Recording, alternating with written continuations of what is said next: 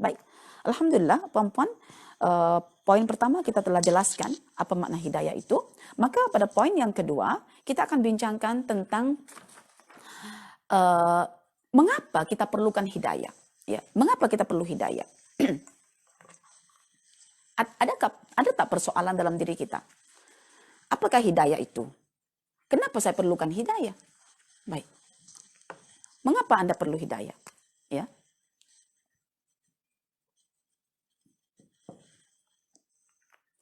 Hidayah itu kan petunjuk, layaknya signboard. Anda kalau misalnya pergi ke Johor, tak tahu signboard, pergi ke Johor, tak boleh baca signboard itu, Anda rasa tenang ke tidak? Rasa gelisah ke tidak? Rasa ketakutan ke tidak? Tentu Anda akan takut, cemas, gelisah, bahkan akan memenuhi yang namanya tong minyak itu sepenuh-penuhnya. Takut nanti tersesat, pas itu habis minyak dan tak jumpa Petronas, kan? Tetapi kalau kita sudah tahu arah petunjuknya menuju Johor itu, kita tak ketakutan dan kita akan isi ikut keperluan tong minyak itu dan tidak cemas, tidak nervous, sampai gemetar begitu. Orang yang gemetar, ketakutan, dan sedih, cemas itu karena padanya belum ada hidayah. Tetapi ketika sudah tahu, Johor tempatnya ke sana, laluannya sekian-sekian, Sembab pun ada, Waze pun ada, tenang, jadi relax. Ya, karena itu kalau ditanya, mengapa Anda perlu hidayah? Saya memerlukan hidayah itu supaya saya boleh sampai, pertama, sampai di atas jalan yang lurus, sampai kepada ridha Allah kan. Cuma saya nak bagi ayat Qur'annya agar perempuan tuan-tuan boleh memahami keperluan yang sangat penting, ya, sangat mendesak terkait dengan hidayah. Oke. Allah berfirman dalam Al-Quran surah yang kedua ayat 38. Faman tabi'a hudaya fala khaufun alaihim walahum yahzanun. Ya, tak takut, tak sedih. Itulah orang yang mendapatkan hidayah. Jadi Anda perlu hidayah untuk membuang segala bentuk ketakutan dan kesedihan, karena ketakutan dan kesedihan hanyalah menjadi penyakit hati yang akan merusak Anda untuk mendapatkan hidayah seterusnya. Baik. Disebutkan juga dalam Al-Quran, surah yang ke-20, surah Toha, ayat 123, ya. Allah berfirman juga, "Famanittaba'a hudaya fala yadhillu wa la yashqa." Ya. Tak sesat, tak sengsara. Ya. Bermakna dengan hidayah itu kita akan mengalami kebahagiaan, ya. Tidak sengsara lawannya adalah bahagia. Tidak sesat artinya apa? Sampai tujuan lah. Tidak sedih artinya apa? Gembira. Tidak takut artinya apa? Rasa aman. Ada tak perkara lain yang kita cari selain ini? Rasa aman, rasa gembira, sampai tujuan, bahagia. Nah, inilah perlunya hidayah. Oke? Baik, jadi saya memerlukan hidayah seperti mana saya memerlukan Waze ataupun signboard ketika saya pergi menuju KL atau saya pergi menuju Johor ataupun ke Melaka dan Seremban lain sebagainya. Oke. Baik. Baru poin yang ketiga, Ustazah akan sampaikan tentang bagaimana cara saya untuk meraih hidayah ini. Bila sudah tahu tentang hidayah itu apa, kepentingannya apa, bagaimana caranya sekarang? Cara meraih hidayah. Oke. Baik, perempuan, tuan-tuan. Petunjuk itu tempatnya dalam kolbu, ya. Petunjuk tempatnya dalam kolbu. Dan ketika petunjuk dalam kolbu tempatnya, kolbu itu yang akan atur badan kita, kan? Mengatur badan kita untuk sentiasa berada di atas jalan yang lurus. Dan hati yang berpetunjuk itu dipegang oleh Allah. Boleh sekali-sekala kolaps.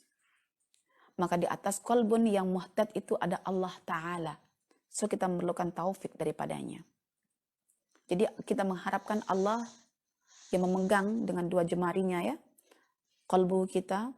Kita mohon kepada Allah, ihdinas siratal mustaqim. Kita mohon kepada Allah, ya muqallibal qulub, sabit qalbi ala ta'atik. Kita mohon juga kepada Allah, ya, Rabbana la tuzigh qulubana ba'da idh hadaitana, ya kan? Kita sudah mohon kepada Allah dengan doa-doa seperti itu. Lepas kita mohon itu, hati yang telah dipenuhi oleh petunjuk itu, dia yang akan menggerakkan anggota badan kita ya untuk berjalan terus sampai destinasi. Jadi hidup kita adalah kalbu kita. Kalbu kita adalah esensi kita. Ya, di sebalik kalbu itu ada namanya petunjuk, di sebalik kalbu itu ada namanya keimanan, dan di sebalik semua segala hal itu ada Allah Subhanahu wa taala. So kalbu kita laksana arash. Disitulah tempatnya ma'rifat, disitulah tempatnya tauhid, disitulah tempatnya mahabbah, disitulah tempatnya syauk, disitulah tempat segala tempat yang terindah yang Allah akan berada dalam hati kita. Oke, bagaimana cara kita nak memperoleh hidayah? Ya, saya tak panjang lebar dalam hal ini, saya mungkin batasi saja. Oke, pertama, cara kita memperoleh hidayah sudah ditentukan dalam surah ini. Wa may yu'min billahi yahdi qalba. Iman. Kita diminta untuk beriman. Ustazah, bukankah iman itu hidayah? Iya. Kita diminta untuk merilis keimanan. Dan alhamdulillah, ya, kita sudah bincang untuk merilis keimanan itu kita boleh mencontoh kisah pendeta Nasrani, ya, di Ethiopia yang mereka boleh beriman lantaran mereka mendengar ayat Al-Quran. Mendengar ayat Al-Quran. Lalu yakinkan kebenaran Al-Quran itu dalam hatinya. Lalu dia mengucapkan kalimat amanna. Ya, amanna fashhad. Ya, kami beriman dan saksikanlah kami ya Allah sebagai orang-orang yang telah menyatakan keimanan itu. Iman.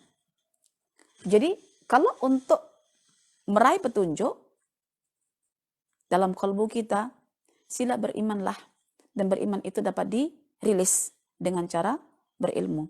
Ilmu yang utama adalah mendengar ayat-ayat Al-Quran dengan fokus dan seksama. Baik, ini disebutkan dalam Al-Quran surah yang ke-64 tadi ya, ayat yang ke-11. Cara yang kedua untuk mendapatkan hidayah dalam kalbu kita, ya, saya katakan puan-puan tuan-tuan, hidayah itu bukan satu jenis saja. Hidayah itu akan bertambah-bertambah. Al-iman yazid wa yankus, ya, bertambah-bertambah. Hudan, hud di atas hudan. Wazidnahum hudan. Kami tambahkan lagi hidayah itu. Kata Al-Imam Ibnul Qayyim Al-Jauziyah dalam Fawaidul Fawaid, semakin banyak ketaatan, semakin besar hidayah. Semakin besar hidayah, semakin banyak ketaatan. So antara ketaatan dengan hidayah itu saling berhubungan. Siapa yang banyak taatnya, banyak hidayahnya. Yang banyak hidayahnya, tentu banyak taatnya. Oke, jadi iman dulu yang kita rilis dengan cara istima. Ya, kita merilisnya, kita boleh gunakan surah yang ke-6, ya, surah yang ke-5, surah Al-Maidah ayat 83. Ini cara kita mendengar. Ya, dengan telinga dan hati. Kemudian cara yang kedua adalah bila saya dapatkan dalam Al-Quran, ianya diperolehi dengan al-mujahadah. Mujahadah. Tahukah puan-puan tuan-tuan, mujahadah itu dia bahasa Arab, juhdun. Al-mujahadah itu adalah bersungguh-sungguh, bertungkus lumus, bersusah payah, penuh perjuangan, disertai dengan pengorbanan. Itu namanya mujahadah. Dan terkait dalam bab ini, ya, bahwa hidayah diperolehi melalui mujahadah disebutkan oleh Allah dalam Al-Quran surah yang ke-29 ayat yang ke-69. Apa kata Allah? Walladzina jahadu fina lanahdiyannahum subulana. Dan bagi mereka yang mau bermujahadah fina, di atas jalan kami, ya, menuju kami, kerana kami, kata Allah, lanahdiyannahum, maka kami akan beri petunjuk kepada mereka. Ya, subulana, ya, jalan-jalan yang mengarahkan mereka kepada tujuan yang mereka kehendaki. Jadi hidayah itu diperolehi dengan cara mujahadah. Bertungkus lumus, berusaha dengan penuh perjuangan. So apakah mujahadah itu? Mujahadah itu ada 4. Ya.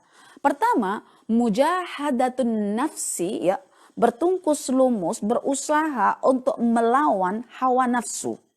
Ya. Mujahadatun nafs, ataupun berusaha dengan segenap jiwa dan raga kita alal ilmi bil huda wa dinil haq, ya. Jenis mujahadah yang pertama adalah berjuang untuk mendapatkan ilmu, ya, berupa petunjuk dan agama yang benar. Yang kedua, mujahadatun nafsi, ya, alal amali bil huda wa dinil haq, yaitu berusaha untuk mengamalkan apa yang diilmui itu, ya, berupa petunjuk dan juga agama yang benar. Yang ketiga, mujahadatun nafs alan nashri bil huda wal wadinil haq, yaitu bersungguh-sungguh untuk menyebarkan apa yang telah diamalkan dan yang telah diilmui itu berupa apa? Petunjuk dan agama yang benar. Yang keempat, mujahadatun nafs ala sabri, ya, bi'adzail khalq, ya, bermujahada, berjuang untuk bersabar ketika menyampaikan agama yang benar itu, ketika menyebarkan agama yang benar itu ataupun menyebarkan petunjuk itu atas segala bentuk kesakitan yang akan ditimpanya. Baik, jadi mujahadah itu ada 4, ya. Ya, berjuang untuk berilmu, berjuang untuk mengamalkan ilmu, berjuang untuk menyebarkan ilmu, berjuang untuk bersabar di atas perjuangan itu. Ya. Dan ini dirangkum dalam satu surah sahaja, yaitu surah Al-Asr. Wal 'asri innal insana lafi khusr illa alladzina amanu wa 'amilus shalihat wa tawassaw bil haqq wa tawassaw bis sabr. Ya, orang semua akan rugi. Yang beruntung cuma satu saja. Ya, yang beruntung cuma satu saja, yang memiliki 4 kategori, 4 ciri, ya, yang ada mujahadah. Pertama, yang beriman karena berilmu, maka berusahalah untuk mencari ilmu, maka Anda akan beriman. Yang kedua, wa amilus shalihat, tuntutan ketika sudah berilmu, ya, dan beriman, dia akan beramal, ya, mujahadah alal amal.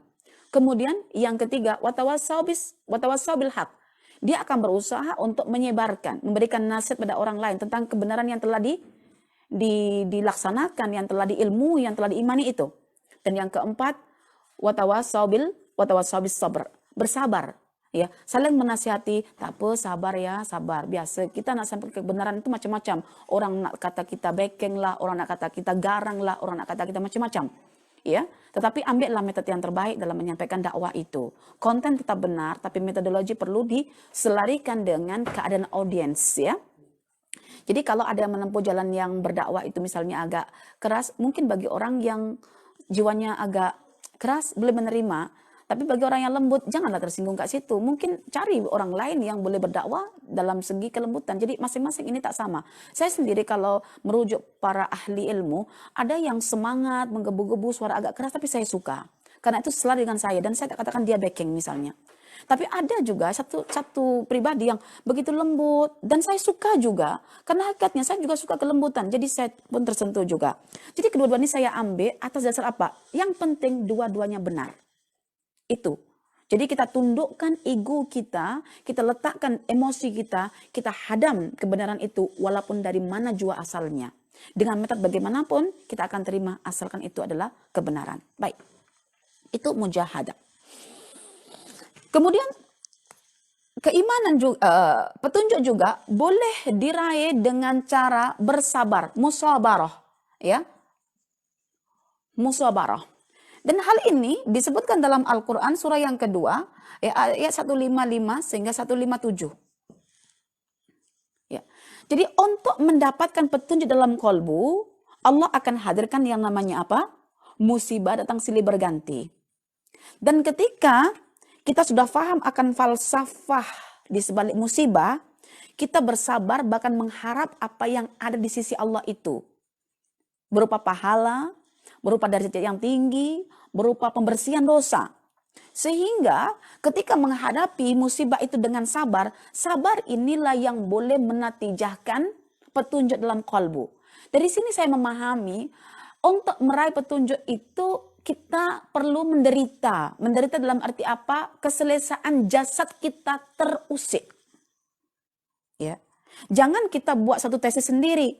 Dapat petunjuk banyak, jasadnya selesa gila. Tidak mungkin itu. Alfu mustahil. Karena itu, orang yang paling berpetunjuk siapa? Rasulullah. Tetapi bagaimana keadaan jasadnya? Subhanallah. Baik. Wabasyiris sabirin alladzina idza asabatuhum musibah qalu inna lillahi wa inna ilaihi rajiun ulaika alaihim salawatun mir rabbihim wa rahmah wa ulaika humul muhtadun. Oke. Ada lagi cara memperoleh hidayah. Untuk memperoleh hidayah itu kita kena merasakan yang diri kita itu berada dalam titik kekurangan sehingga kita akan segera sadar akan kesalahan-kesalahan yang kita perbuat. Bahkan kita rasa kita tak jauh pun daripada dosa-dosa itu. Segera kita bertaubat kepada Allah. Ketika bertaubat atas dosa itu, segeralah mengharap apa yang ada di sisi Allah. Ketika kita berharap akan apa yang ada di sisi Allah, maka disitulah Allah akan beri kita hidayah. Ya, Allah berfirman dalam hal ini ya. Jadi dengan cara taubat ataupun kita katakan inabah ya, inabah dengan cara kembali kepada Allah ya, inabah. Hal ini disebutkan dalam Al-Qur'an surah yang ke-13, surah Ar-Ra'd ya. Ayat yang ke-27 ya. Allah berfirman, "Wa yahdi ilaihi man yunib." Dan Allah akan memberikan petunjuk kepada orang-orang yang yunib. Yunib itu apa? Yang kembali kepada Allah, merasakan kesilapan, mengharap apa yang ada di sisi Allah, tamak dengan yang ada di sisi Allah, lalu dia berazam untuk melakukan ketaatan. Ketika dia melakukan ketaatan, hidayah masuk. Jadi bukan ketaatannya itu yang perlu kita laksanakan. Motif ketaatan itu, rasalah kurang dalam diri kita. Rasalah diri ini berdosa, lalu bertaubat. Lalu mengharapkan apa yang terindah di sisi Allah ya. Aku nak surga, aku nak ridhanya, aku nak menyaksikan wajahnya, aku nak. Barulah kita katakan, oke, aku akan mentaati Allah hari ini. Apabila kita sudah berazam mentaati Allah karena mengharapkan, tamakkan apa yang ada di sisi Allah yang baik-baik itu, disitulah Allah bagi petunjuk. Wa yahdi ilaihi man yunib. Kemudian yang tak kalah pentingnya untuk meraih hidayah adalah dengan istima. Dengan istima, ya. Istima. Apakah istima itu? Istima ini disebutkan dalam Al-Quran surah yang ke-39, surah Az-Zumar, ayat yang ke-18 ya. Allah berfirman, "Alladzina yastami'una al-qawla fayattabi'una ahsanah. Ulaika alladzina hadahumullah wa ulaika hum ulul albab." Jadi sesiapa yang mau mendengarkan firman Allah, lalu mendapatkan kebenaran dalam firman itu, lalu teringin untuk mengikuti firman itu, petunjuk pertama adalah beriman dulu kan, lalu teringin untuk mengikuti petunjuk dalam Quran itu, faulaika humul ladzina hadallah, faulaika alladzina hadahumullah. Mereka lah orang-orang yang mendapatkan petunjuk. Jadi untuk memperoleh petunjuk syaratnya istima dulu.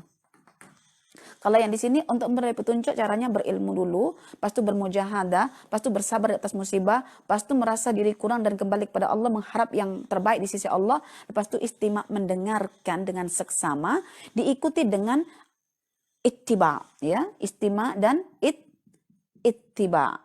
Dengan istima plus ittiba fayattabi'una, maka Allah akan gelar dia sebagai orang yang berpetunjuk. Maka petunjuk dimulakan dengan mendengarkan dulu. Baik, perempuan, tuan-tuan, yang dari semua ini kita conclusionkan ya bahwa cara meraih hidayah adalah dengan doa. Ya, ini kita berusaha menghasilkan lah ya. Kita berusaha untuk mencari keimanan, berusaha untuk bermujahadah, berusaha untuk bermusabarah, berusaha untuk kembali pada Allah, berusaha untuk mendengar dengan baik, berusaha untuk mendengar dan itibat dengan baik. Tetapi di atas semua itu usaha kita ada Allah Ta'ala. Ya, ada Allah Ta'ala. Ya, maka Allah perintahkan kita untuk berdoa apa? Ihdina siratal mustaqim. Maknanya ketika kita hendak bengkok ke hawa tadi itu, hawa itu lawannya apa? Quran. Kita bengkok menuju hawa kita bengkok menuju tamannya setan, kita bengkok menuju tazinya setan, kita bengkok, kita harapnya Allah cangkuk kita, meletakkan balik pada posisi yang asal, walaupun dengan sesuatu yang menyakitkan. Oke, barulah kita berjalan lagi. agak terpesong lagi karena Allah memakbulkan doa kita, ihdinas siratal mustaqim, yang kita faham. Kenapa kita baca ihdinas siratal mustaqim itu? Ya Allah, tunjukkan aku ke jalan yang lurus karena aku nak berjumpa denganmu ya Allah. Itu yang Allah makbulkan. So, akhir kita itu berjalan dan tak berhenti. Oke, baik. Apa jenis-jenis doa itu selain ihdinas siratal mustaqim? Rabbana la tuzigh qulubana ba'da idh hadaitana. Ini doa yang patut untuk dibaca setiap pagi dan petang supaya terhindar daripada sifat kemunafikan yang disebutkan oleh Allah dalam Al-Qur'an, ya. Surah Ali Imran, ya, ayat yang ke-8 dan 9. Ya, itu dibaca, itu bagus sangat untuk diamalkan karena itu ada hadisnya dari riwayat siapa, Ibnu Sunni ke siapa itu ya, dalam kitab Jernih itu Al-Quran itu disebutkan cara menghindarkan diri daripada sifat kemunafikan yang kalbunya marid, yang sakit, itu adalah dengan berdoa. Ketika Allah bagi hidayah, harapnya hidayah tak dicabut oleh Allah. Oke. Dan doa yang ketiga adalah ya muqallibal qulub, sabit qalbi ala ta'atik, ya. Karena taat itu terkait dengan hidayah, maka kita mohon kepada Allah dengan ketaatan menambah hidayah. Dengan banyaknya hidayah, banyaklah juga ketaatan yang dibuat.